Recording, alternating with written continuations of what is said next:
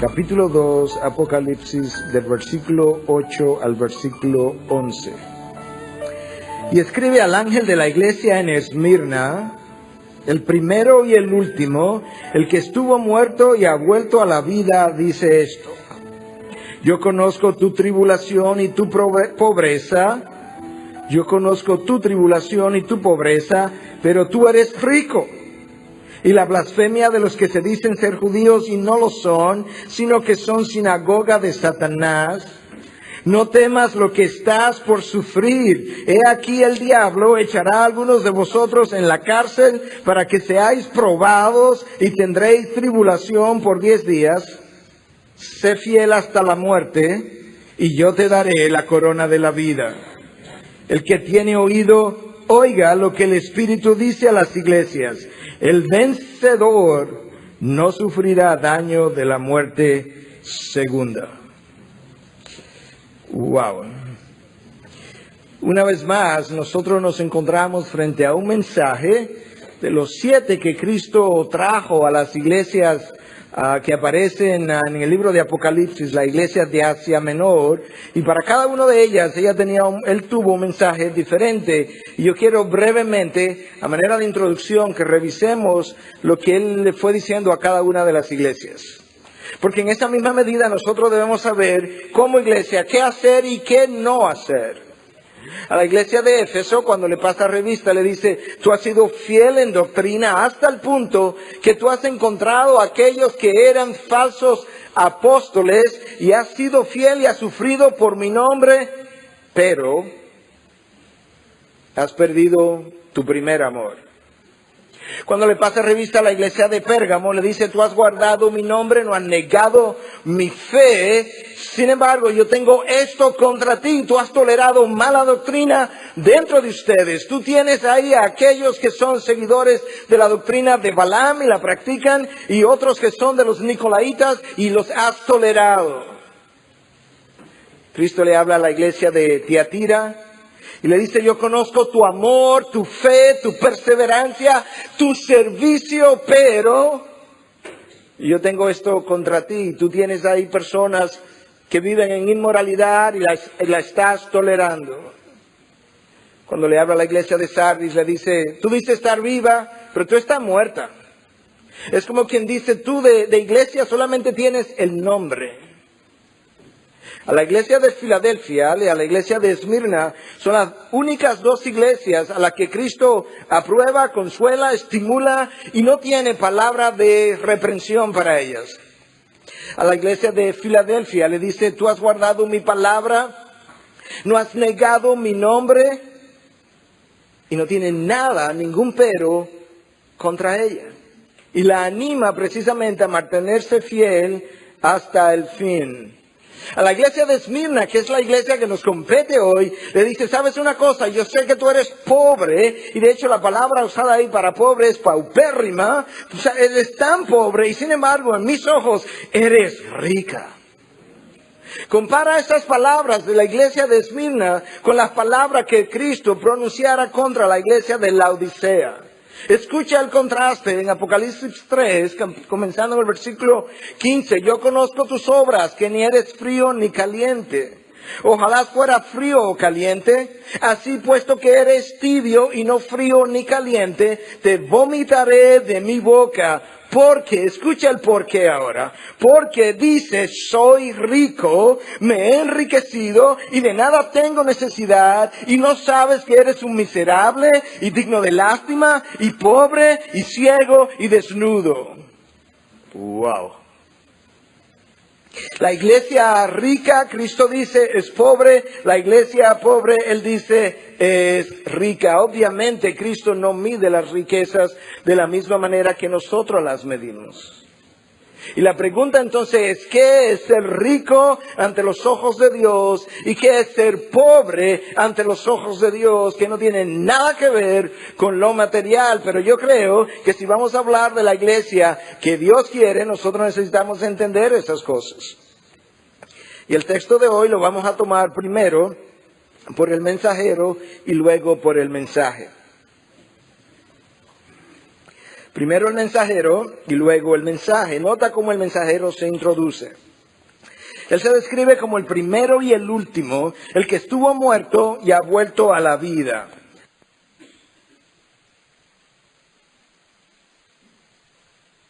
El que estuvo muerto y ha vuelto a la vida. Aquí hay tres cosas que él está tratando de comunicar en la medida en que él se presenta. Y la primera es que él está tratando de comunicar su eternidad. El primero y el último, el que no tuvo comienzo, pero tampoco tendrá fin. El eterno dice esto. Y esto es importante porque las palabras son importantes dependiendo de la persona que las pronuncie. De manera que cuando este personaje se presenta y le dice, yo soy el eterno, el que tiene poder sobre la muerte y sobre la vida, el que estuvo muerto y ahora vive, este es un mensaje importante también, porque esta es una iglesia que está bajo persecución. Algunos de ellos van a tener que sufrir hasta la muerte, y él le dice, yo soy el que estuvo muerto y ha vuelto a la vida, yo tengo el poder sobre la vida y sobre la muerte, de manera que yo puedo juzgarte, pero yo puedo también sostenerte y animarte y ser tu refugio. Yo soy tu garantía, le estaba diciendo Cristo.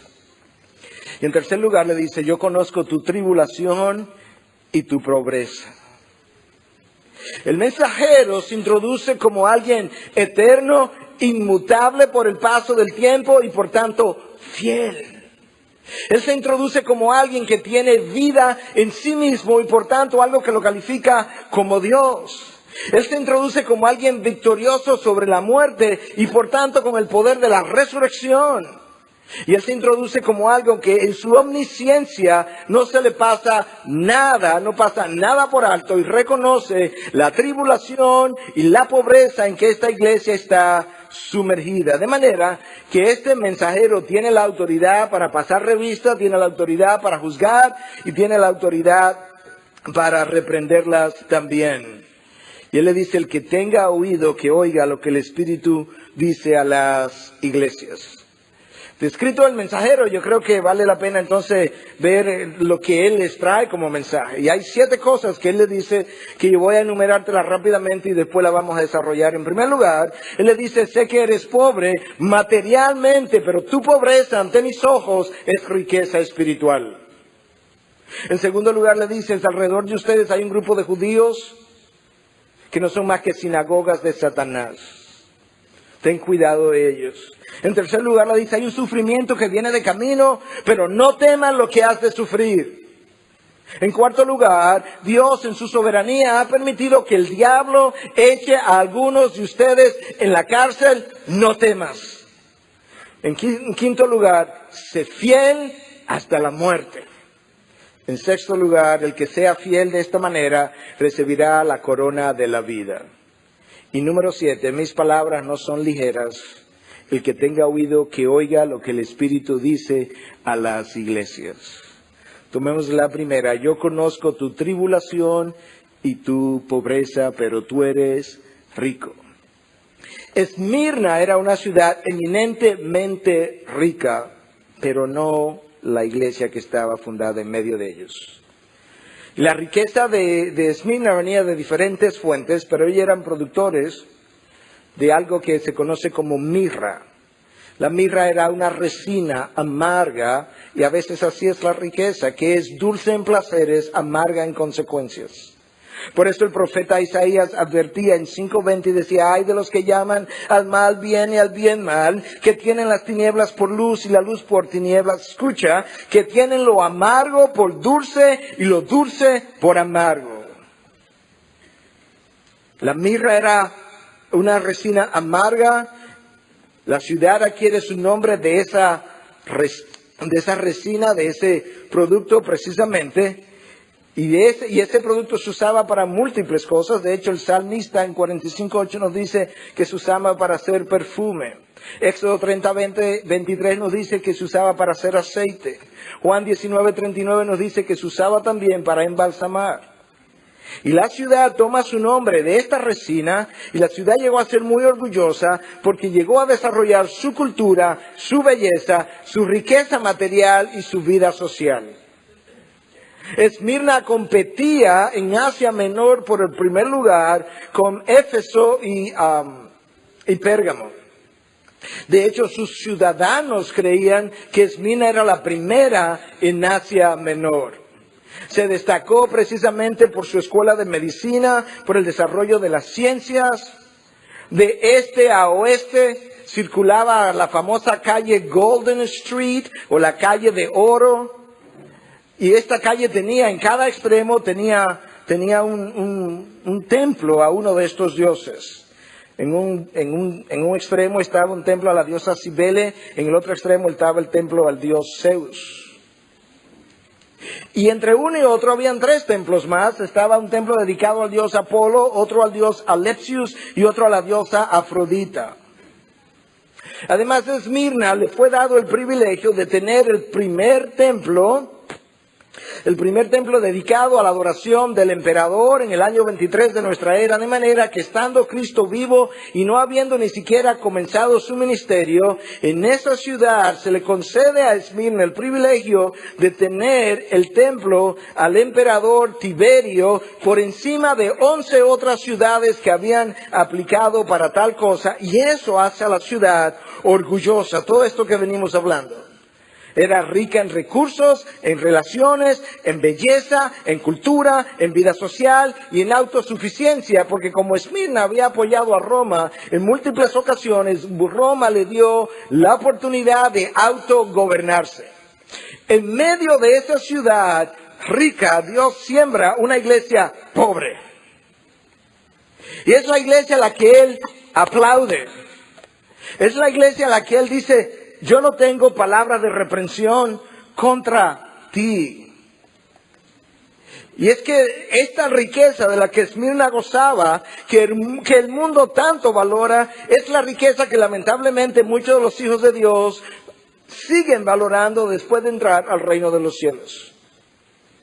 Y muchas veces esa riqueza cultural, económica, social, nos vuelve pobres espiritualmente. Y usted pudiera preguntar, bueno, ¿y cómo ocurre eso? Bueno, los recursos nos llevan a confiar en lo que tengo y no en Dios. Y eso empobrece mi fe. Las relaciones me llevan a confiar en quien conozco y no en su nombre. Y eso empobrece mi poder espiritual.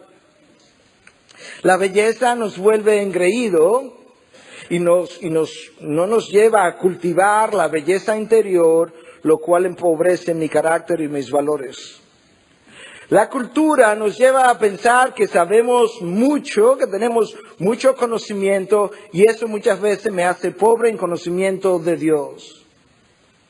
La vida social me entretiene en placeres y me hace cambiar el gozo de Dios por esos placeres, y eso entonces me hace pobre en mi vida de santidad. Y mi autosuficiencia me impide tener su suficiencia. Y eso me hace pobre en todo. ¿Te das cuenta que esto que la iglesia de Esmirna no tenía, todo esto que la ciudad sí tenía, era precisamente la clave de su riqueza espiritual en Dios? Que ella no tenía competencias con las cosas del mundo. Que precisamente en eso consiste la pobreza, decía alguien, en que esas personas no tienen muchas cosas que ellos realmente no necesitan. Y nosotros somos capaces de enorgullecernos de todo, y de eso hemos estado hablando corporativamente, pero algunos de ustedes han estado hablando personalmente. Y hablamos en el mensaje anterior, ¿es posible que miembros de la IBI se hubiesen enorgullecido de su iglesia, de cómo lucía, de su liderazgo, de su enseñanza, de su música, de sus instrumentos, de su conocimiento? Nada de eso en sí constituye riqueza espiritual, aunque puede ser usado por Dios. La iglesia de Esmirna fue fundada precisamente en esa ciudad próspera. Y sabe probablemente lo que los académicos dicen que la llevó a la iglesia a su pobreza. Es que exactamente en el año y en el tiempo en que ella es fundada y está desarrollándose, el emperador Domiciano decreta una ley que una vez al año había que ofrecerle incienso al emperador. Como los creyentes fieles de Esmirna no se iban a doblegar a hacer tal cosa, eso les cerró todas las puertas para los negocios a los creyentes. Eso impidió todas sus relaciones. Eso hizo precisamente que esta gente fuera perseguida. Y de esa manera adquirió su pobreza material en medio de la persecución de la iglesia. La palabra en el original que aparece cuando describe la pobreza de esta gente es tocheia, que no significa simplemente pobre, es alguien paupérrimo que no puede sostenerse por sí mismo y depende de la misericordia y de las limosnas de otros. Así estaba la iglesia, por ser fiel, por no doblegar sus valores. Sus miembros no podían negociar con nadie, ni comprar, ni vender. Y Dios dice, yo conozco tu tribulación, yo conozco tu pobreza, sé fiel. Nota como Dios no le dice, conozco tu pobreza, aquí va provisión. Sé fiel. Y el que está hablando es el verdadero Dios, el fiel. ¿Qué es lo que hace rica a una iglesia? Estamos hablando de la iglesia que Dios quiere. ¿Qué es lo que hace rica a una iglesia? ¿Qué es lo que debió haber tenido la iglesia de Esmirna para que Cristo no tuviera nada que reprenderle?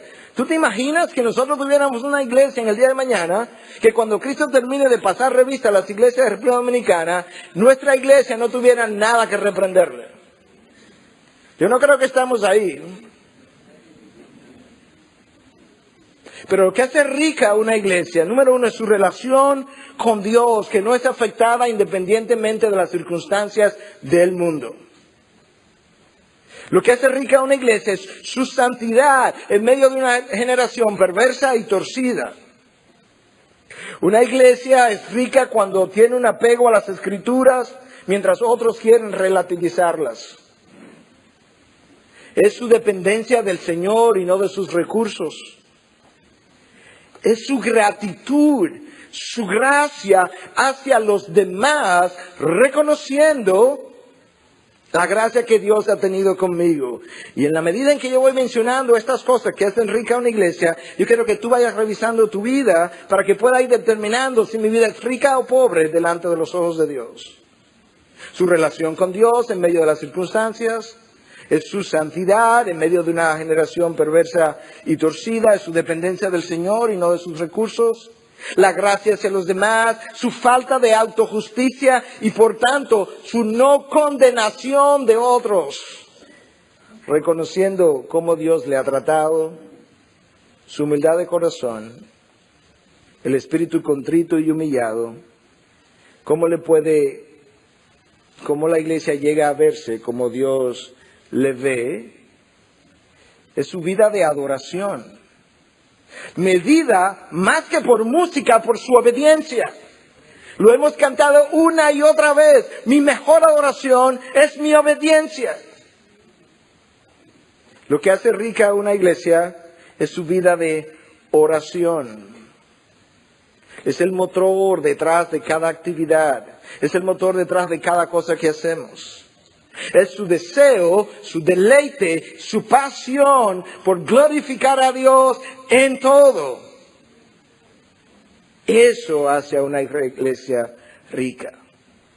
Cuando pensamos en esas cosas, cuando pongo mi vida a través de eso que yo acabo de decir, tengo que determinar a nivel personal si mi vida es rica o pobre delante de los ojos de Dios. Lamentablemente, las cosas materiales empobrecen mi vida espiritual. No tiene que ser así, pero frecuentemente es así. El apóstol Pablo, reconociendo eso, tenía palabras precisamente para los que tienen. En 1 Timoteo 6, del 17 en adelante, le dice, a los ricos en este mundo, enséñales que no sean altaneros, ni pongan su esperanza en la incertidumbre de las riquezas, sino en Dios, el cual nos da abundantemente todas las cosas para que las disfrutemos. Enséñales que hagan bien, que sean ricos en buenas obras, generosos y prontos a compartir, acumulando para sí el tesoro de un buen fundamento para el futuro, para que puedan echar mano de lo que en verdad es vida. Nota lo que Pablo le está diciendo. Nota cómo él comienza a hablar y dice, a los ricos de este mundo. En otras palabras, hay ricos de este mundo y ricos del reino de los cielos. A los ricos de este mundo, él no le dice que lo vendan todo. No, él no le dice eso. Pero sí le da algunas instrucciones. Y le dice que no sean arrogantes, que no sean orgullosos, que no descansen en la incertidumbre de las riquezas, precisamente porque una de las cosas que la riqueza hace y lo material hace es que nos enorgullece. Y Pablo le dice a Timoteo, enséñales eso en la medida en que ellos entren a tus iglesias. Le dice también que no sean idólatras. Y tú podrías pensar o preguntar, ¿y cómo le dice eso? Yo no vi esa palabra. Y bueno, cuando le dice que no descansen en la incertidumbre de las riquezas de este mundo, en esencia le está diciendo que no sean idólatras. Cuando nosotros comenzamos a descansar en cualquier otra cosa que no sea el Señor, eso desplaza a Dios desde el primer lugar y bajo la mejor definición bíblica, eso es idolatría. Y Pablo le dice, enséñale a que no sean de esa manera. Le dice algo más. Le dice que Dios nos da todas las cosas para que las disfrutemos. En otras palabras, hay un reconocimiento que de este lado de la gloria hay cosas que tenemos que Dios nos permite disfrutar, pero tiene que haber un espíritu con el cual yo pueda disfrutarlas de tal forma que yo pueda glorificar a Dios. Que sean ricos en buenas obras. Ahora las recomendaciones positivas. Estas fueron las negativas, ahora las positivas. Que sean ricos en buenas obras. Que sean generosos y prontos a compartir. Ahora él comienza a hablar de cuál es la riqueza que Dios valora. Buenas obras, aquellas que tienen que ver con mi reino. Que sean prontos a compartir. Yo creo que la frase ahí tiene mucho que aludir a que no haya que pedirle las cosas. Que no haya que quemar un templo para que se pueda dar más. Que no tenga que derrumbarse un lado de la iglesia para que entonces pueda el corazón ser probado y las ofrendas comenzar a venir. Que estén prestos a compartir, que ellos puedan ser generosos. Y oye cómo dice esto al final. Para que cuando hagan eso, ellos puedan echarle mano a lo que verdaderamente es vida. Wow. Dios está diciendo, hay una forma de vivir aquí abajo que no es vida. Hay una forma de nosotros tener las cosas que no es vida. Y honestamente, hermanos, no hay que tener muchas cosas para tener ese tipo de corazón. Y Cristo dice, cuando tú comienzas a despegarte de esas cosas, por primera vez, tú comienzas a acercarte a aquello que es vida. Las diversiones, el entretenimiento que tanto queremos y que muchas veces pensamos cuando llegamos a un buen lugar y nos tiramos en una buena cama, en un buen resort, un buen hotel. ¡Wow! Esto es vida. Y Cristo dice, tú estás relajando. Mira para arriba, esto es vida. Cristo lo dijo de otra forma, en Lucas 12, escucha, también les refirió una parábola diciendo, la tierra de cierto hombre rico había producido mucho y pensaba dentro de sí diciendo, ¿qué haré? Ya que no tengo dónde almacenar mis cosechas. Este hombre había producido tanto que ya no tenía ni dónde ponerlas. Entonces dijo, esto haré, derribaré mis graneros y edificaré otros más grandes y allí almacenaré todo mi grano y mis bienes y diré a mi alma, alma, tiene muchos bienes depositados para muchos años. ¿Cuántos de nosotros pensamos así? Vieja, ¿cuánto que tenemos finalmente en el fondo de retiro? Tengo muchos bienes depositados para muchos años. Descansa, come, bebe, diviértete. Pero Dios le dijo, esta misma noche se te reclamará el alma. Y ahora, ¿para quién será lo que has provisto? Así es el que acumula tesoro para sí y no es rico para con Dios. ¿Te das cuenta por qué Dios le dice a la iglesia de Esmirna, eres rica? A la iglesia de la Odisea, eres pobre. Porque una era rica para con Dios, la otra era pobre para con Dios. La de Esmirna era pobre para con el mundo, rica para con Dios. La de la Odisea, rica para con el mundo, pobre para con Dios. Eso es exactamente lo que Cristo le dice en esta parábola. ¿Y sabe una cosa, hermanos? Ninguno de nosotros sabe si esta noche mi alma va a ser llamada de este mundo. Yo no lo sé. Esta parábola no es para hace 2000 años atrás, es para hoy. Yo quiero que te preguntes, suponte que esta noche Dios decida llamarte de este mundo lo que tienes. Poco o mucho, no importa, el corazón puede ser el mismo en lo poco y en lo mucho. Lo que tienes, ¿qué vas a hacer con eso ahora? ¿Te das cuenta de por qué Dios entiende que la mejor manera de nosotros invertir es en el reino de los cielos? Donde está tu tesoro, ahí también estará tu corazón. ¿Dónde está tu tesoro? ¿Dónde están tus mejores horas? Tu deleite. ¿Dónde está tu mejor esfuerzo? ¿En el reino de los cielos o en el reino de los hombres? Porque lo que nos va a hacer rico a nosotros no se encuentra en el reino de los hombres. Se encuentra en el reino de Dios. Segunda observación para la iglesia de Esmirna. Conozco la blasfemia de los que dicen ser judíos y no lo son, sino que son sinagoga de Satanás. Este era un grupo de hombres judíos de nacionalidad que se habían unido a gentiles para hacerle la vida imposible a los cristianos. Que iban a la iglesia, que oraban con ellos, que cantaban con ellos, que adoraban con ellos. Y sin embargo, cuando Cristo los ve, les dice, están en mi iglesia, pero son sinagoga de Satanás. Esa gente es difícil de pastorear porque no son ovejas, son cabritos. Y las que se pastorean son las ovejas.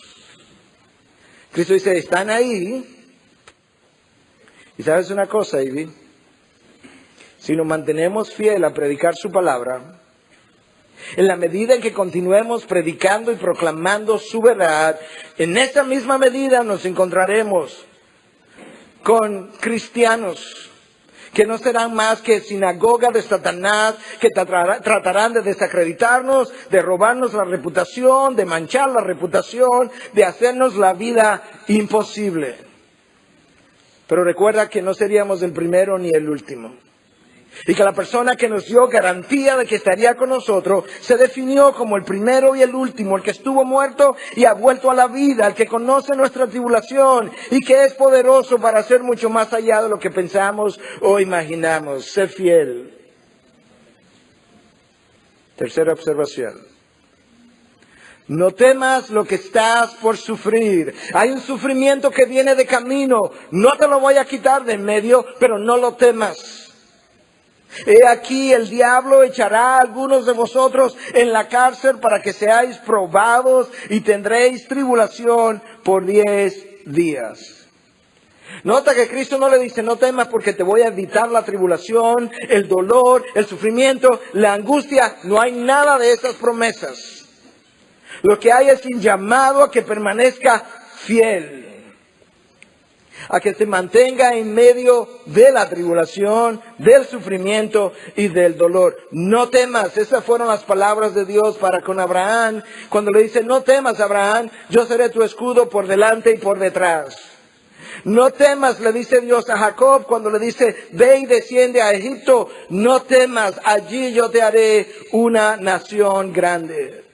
No temas, le dice Dios al pueblo de Israel, porque delante de ti he puesto una tierra que te la voy a dar por posesión. No temas, le dice Dios a Josué, porque yo estaré contigo donde quiera que vayas. Y a Pablo, oye lo que le dice en Hechos 19:8, no temas, sigue hablando y no calles. Y yo creo que eso es lo que Dios nos está diciendo hoy. No temas y sigue hablando, proclamando mi verdad. No calles. No lo permitas. No te amedrentes. No eche para atrás. Mira para arriba nada más, al primero y el último, el que estuvo muerto y ha vuelto a la vida. La cuarta observación para la iglesia. El diablo, ¿oíste? ¿Quién es que lo va a hacer? El diablo echará a algunos de vosotros en la cárcel. Por tanto, ve y repréndele. No, eso no es lo que le está diciendo. ¿Tú escuchas las instrucciones? ¿Te acuerdas que no tenemos nada que hablar con él? Que la persona que gobierna mi vida no es Satanás, no es el diablo, es Dios, y mi conversación es con él. ¿Quién fue que echó a Job a sufrir? Satanás. ¿Quién fue que puso a Pablo a sufrir a través de un mensajero de Satanás? Satanás. ¿Quién es que está poniendo a esta gente en la cárcel? El diablo, Satanás. Pastor, no entiendo a Dios. Qué bueno, porque Él no fuera Dios si tú lo entendieras. Esta gente no va a la cárcel porque está viviendo en pecado. Esta gente va a la cárcel porque está viviendo fielmente su verdad. Porque han decidido dar su vida. Porque han decidido identificarse con la cruz. Porque no van a ir al mundo a negociar, porque el mundo no le quiere vender ni comprar, porque ellos son cristianos y ellos no han de doblegar sus rodillas a este Dios César una vez al año. Lo único, oye bien, lo único que ellos tenían que hacer, mira lo sencillo para salir de su pobreza. Ir un día, una vez al año, y decir, César es Kyrios, César es Dios. Vete en paz. Eso no lo hacían. Yo creo que muchos de nosotros diríamos, no, yo lo digo, pero yo no lo siento en el corazón. Yo lo digo para salir del paso. Son 5 segundos. Ese no es el punto. El punto es que has negociado, cambiado lo que es tu fidelidad, tu alianza. Y aquí el diablo echará a algunos de vosotros en la cárcel para ser probados. ¿Viste la razón? Dios dice, ¿sabes una cosa, Esmirna? Eres pobre, conozco tu tribulación, el diablo va a tomar a alguno de ustedes y lo va a echar en la cárcel y yo lo voy a permitir. Y yo te voy a mostrar, Esmirna, cómo yo separo los mansos de los cimarrones. Yo te voy a mostrar, Esmirna, cómo yo separo los verdaderos creyentes de los incrédulos. De los que están comprometidos con mi causa y de los que dicen estar comprometidos con mi causa. ¿Y cómo tú lo haces, Dios? A través de la prueba. ¿Y a quién tú nos vas a enviar a probarnos? A tu archienemigo, Satanás, que va a operar bajo mi control y mi soberanía para que haga mis propósitos. ¿O no has leído, o no has oído, o no te acuerdas cómo en Jerusalén se juntaron Pilatos, Herodes, los gentiles, los judíos para crucificar al santo? Y dice el texto, para hacer todo cuanto tu mano había previamente predeterminado. Sí irán a la cárcel y a través de esa prueba yo separaré los falsos de los verdaderos. Ahí tú tienes una de las razones de por qué Dios permite la prueba. Tenemos que llevar a los niños de la escuela dominical que está en otro local. ¡Ay, eso da mucho trabajo! Yo no creo que un verdadero creyente habla de esa forma. Pastor, ahora usted me ofendió y me voy. Un verdadero creyente tampoco habla de esa forma.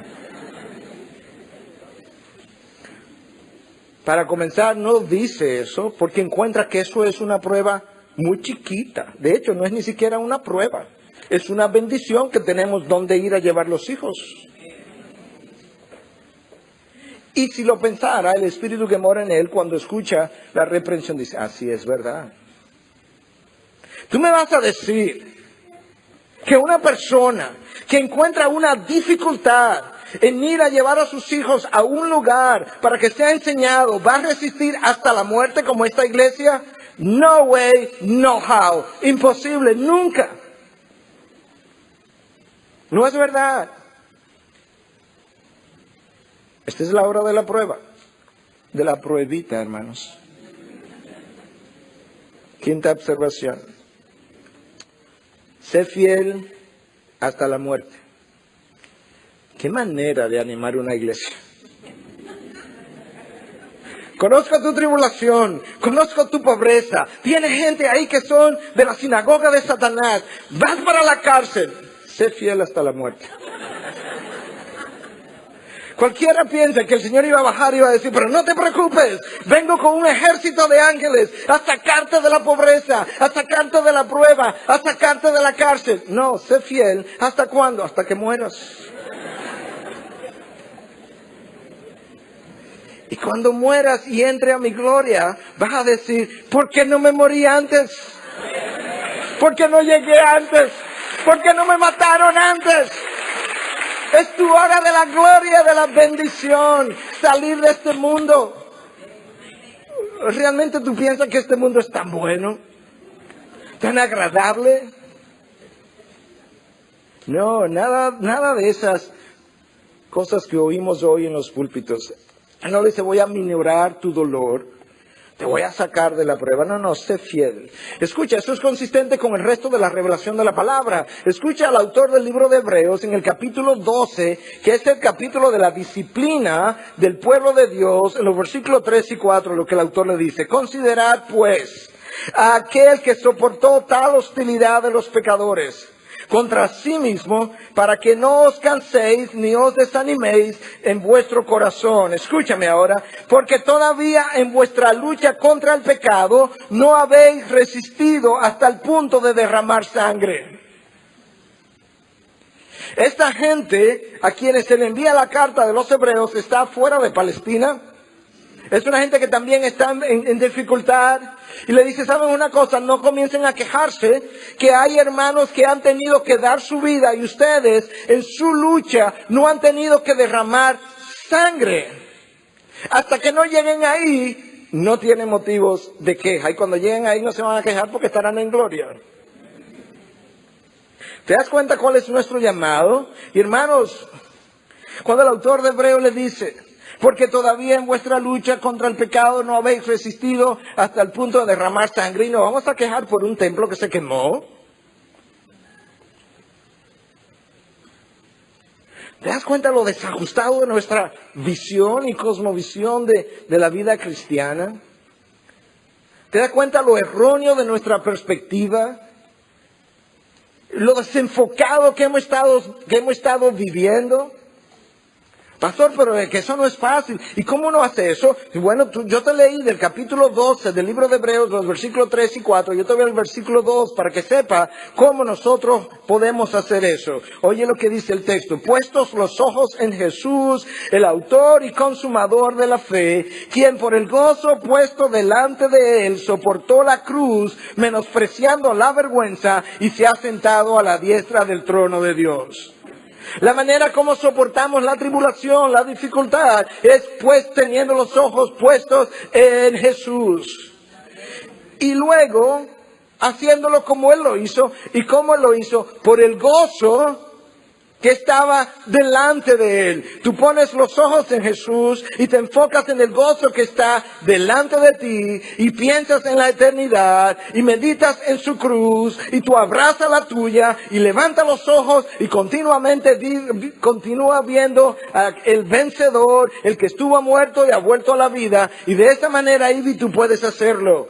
No temas, no desmayes, sé fuerte y valiente, no te desvíes de su ley ni para la derecha ni para la izquierda. No temas ni te acobardes, porque el Señor tu Dios estará contigo donde quiera que vayas. Esta es nuestra hora. Esta es la buena hora. Esta es la hora de la prueba de la fe. Esta es la hora donde Dios probará quién está, comenzará a probar quién está y quién no está. En el periodo de la tribulación, para que vean la consistencia del pueblo de Dios. Esto es futuro todavía. Yo hablé de personas en el pasado, estamos en el presente y ahora voy a hablar de personas en el futuro, en el periodo de la tribulación. La palabra de Dios describe a un grupo de creyentes. En el capítulo 12, versículo 11 dice, ellos lo vencieron al anticristo por medio de la sangre del cordero y por la palabra del testimonio de ellos, y no amaron sus vidas, llegando hasta sufrir la muerte. No ha habido un momento de la historia de la iglesia que haya sido diferente, ni lo va a haber. Esto es futuro. Esta gente del libro de Apocalipsis, en medio de la tribulación, vencieron el sistema opresivo del anticristo por la sangre del cordero, la misma sangre que nos ha limpiado, y lo hicieron llegando hasta sufrir la muerte. Ese es nuestro llamado. Vivir hasta que nosotros podamos morir por su causa.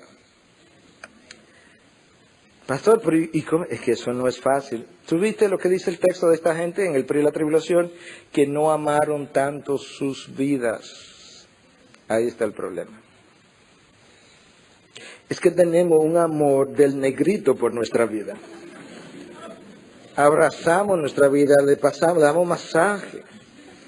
Ay, no quiero envejecer. Me plancho. Me quito de aquí, me quito de allí, me quito de aquí, me quito de todos los sitios. Porque yo quiero vivir en este mundo tan bueno, porque el que me espera es tan malo, que realmente aquí es que está lo bueno. Por Dios, ¿y cómo es que, de dónde es que tenemos la mente? ¿Cómo que tú has estado viviendo? ¿Cuál es la Biblia que tú lees? ¿Cuáles son las promesas que has escuchado? Ojos humanos no han visto ni oído han oído lo que Dios ha preparado para sus hijos. Estoy loco por decirle bye bye a esta vida. Ni tan bueno fuiste. Oye, no temas lo que estás por sufrir. Otra recomendación. No te lo voy a quitar, no temas lo que vas a sufrir. Lo vas a sufrir, por ahí viene de camino. Simplemente no lo temas. Pero te diste cuenta cómo él se introduce antes de decirle esto. Él no le dice, sufre hasta la muerte, sin antes decirle, yo estuve muerto y he vuelto a la vida. Yo soy tu garantía de vida. Si yo resucité, tú también resucitarás. Y esta es la razón de su introducción. De que ellos conozcan quién le estaba hablando. Como resultado de haber confiado de esa manera, Dios le dice al final, y yo te daré la corona de la vida. Lo que pasa es que muchos de nosotros queremos esa corona ahora. Y yo te daré la corona de la vida después, cuando entres en gloria, cuando hayas sido fiel, cuando hayas estado dispuesto de ir hasta la muerte. Decía alguien que las personas que más han impactado este mundo son aquellas que han vivido con la mente puesta en el otro. Las personas que más han impactado este mundo son aquellas que han vivido con la mente puesta en el otro. Oye lo que Santiago dice de esa corona de la vida. Bienaventurado el hombre, Santiago 1:12, que persevera bajo la prueba. Oye, no me puedo quitar esa palabra de... En cada página de la Biblia, prueba, tribulación, sufrimiento, muerte. Lo curioso es la manera como estos autores hablaron. Bienaventurado es el hombre que persevera bajo la prueba. Nota que no dice bienaventurado el hombre que nunca ha sido probado. Ni dice bienaventurado el hombre que Dios le ha impedido toda tribulación, dolor, cáncer, diabetes, presión alta, ataque cardíaco. Bienaventurado ese hombre. No, bienaventurado el que persevera bajo la prueba, bajo cáncer, bajo un ataque cardíaco, bajo sufrimiento, bajo pobreza, bajo dificultad. Porque una vez que ha sido aprobado, recibirá, aquí viene, la corona de la vida que el Señor ha prometido a los que le aman. Escúchame otra vez. No dice que el Señor ha prometido eso a los que han hecho una profesión de fe un día. A los que le aman. Bueno, ¿y cómo yo sé si le amo o no le amo, Cristo dijo, si me amáis, obedecéis mis mandamientos. Sus mandamientos están ahí. Y las cosas de este mundo son las que me tienen agarrado y no me dejan obedecer sus mandamientos. Si encuentras difícil, raramente hablamos de esto, pero tenemos que decir, porque es bíblico. Si encuentras difícil, darle el diezmo de tus ingresos al Señor. O sea que te vas a quedar con el 90. ¿Tú me vas a decir que tú vas a dar la vida por el Señor? No hay forma que tú me puedas vender esa idea. Porque si doy el 10 y me quedo con el 90 y ahora tengo que dar toda mi vida, ahí se fue mi vida con el 100% de mis ingresos y posesiones. Y no voy a quedar con nada. ¿Tú me vas a decir que tú la vas a dar? No, ya sabemos quién la va a dar y no la va a dar. Esta noche, en su corazón, cada persona sabe si usted la iba a dar o no la iba a dar. El cristiano no es el que viene a la iglesia los domingos. No es el que viene los miércoles. No es el que va a cada ministerio. Cada vez que la iglesia está abierta, yo estoy ahí. No es ese. Los fariseos pudieron hacer eso y más. Cristiano es el que prueba su amor a Él obedeciendo sus mandamientos. ¿Y cómo Dios determina eso? Bajo la prueba. Eso es. Ahí está claro. Te van a echar a la cárcel. El diablo lo va a hacer. ¿Para qué? Para ser probados. Lo bueno es que Dios nos dice el propósito también, para que sean probados. Advertencia final y número 7. El que tiene oído, oiga lo que el Espíritu dice a las iglesias.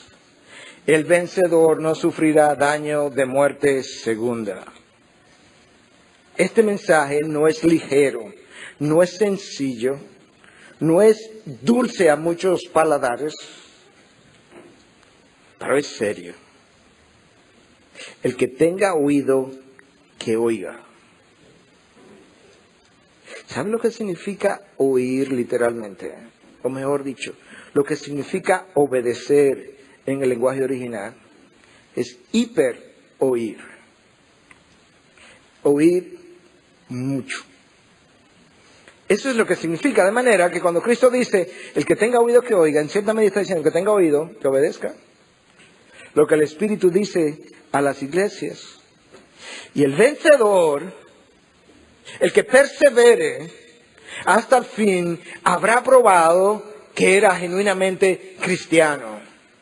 Fielmente creemos que la salvación no se pierde, pero fielmente creemos que hay muchos a lo largo del camino que no han sido convertidos y por tanto no perseveran. Dios permite la prueba para que de esa manera, en la prueba, la perseverancia muestre quiénes son dignos de la corona de la vida al entrar al reino de los cielos. No sufrirá daño de la muerte segunda, que es otra forma de decir, tu muerte primera es la natural, la que sufrimos aquí, la muerte segunda es la condenación en el infierno. El que vence no irá al infierno, quedará junto conmigo. Nosotros necesitamos otra perspectiva de vida con relación al valor de nuestras vidas, con relación a la manera como vamos a vivir. Oye la diferencia entre cómo nosotros vivimos y cómo este hombre pensaba. John Patton, misionero, se fue al área de Australia, a las Islas Hébridas. Donde él iba era una jungla con indios caníbales. Alguien en su congregación, quizás no, creo que uno de sus líderes, bien intencionado, en un momento dado de reunión decía, caníbales, caníbales, no vayas, te van a devorar los caníbales. Y Patton le dice, si me devoran los caníbales o me devoran los gusanos, no hay ninguna diferencia. Cuando yo resucite, yo estaré tan saludable como tú, en semejanza de mi Redentor resucitado. Caníbales, ¿cuál es la diferencia entre eso y gusanos que me van a devorar? ¿Tú entiendes ahora de cómo nosotros tenemos que vivir esta vida? ¿Entiendes que la forma como quizás muchos de nosotros habíamos vivido hasta el día de hoy no es evidencia necesariamente de fe cristiana? ¿Entiende que quizás la manera como muchos de nosotros habíamos vivido no es necesariamente evidencia de riqueza espiritual, sino de pobreza? ¿Entiendes que quizás la riqueza material, poca o mucho, no importa, es precisamente lo que ha empobrecido mi vida de espíritu, mi vida de oración? Una vez más, para resumir y terminar,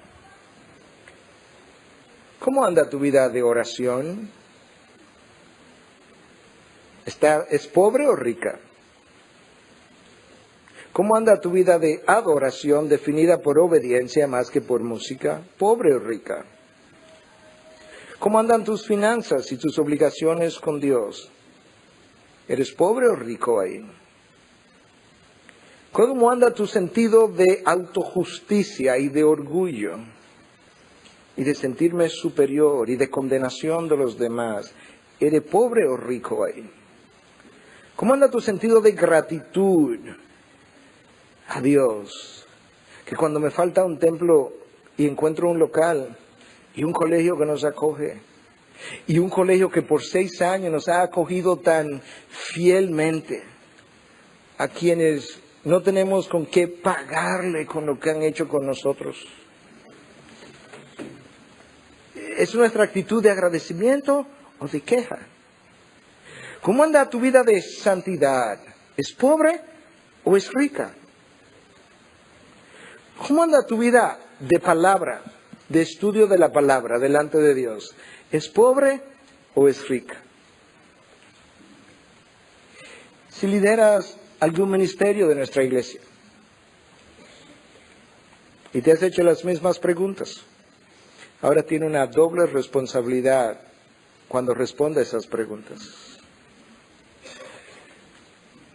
Mi pobreza espiritual empobrece a quienes dirijo.